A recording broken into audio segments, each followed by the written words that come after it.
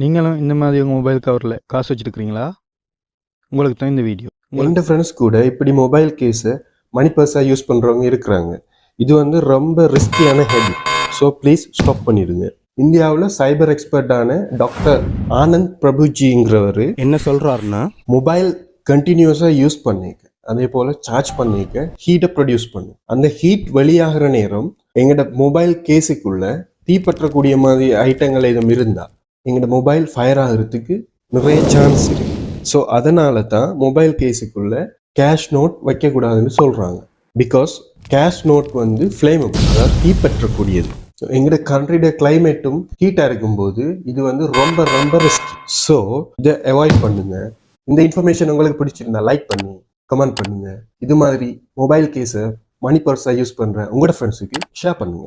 இந்த மாதிரி யூஸ்ஃபுல்லான வீடியோக்கு கூகுள் யூடியூப் சேனலை மறக்காமல் சப்ஸ்கிரைப் பண்ணிடுங்க.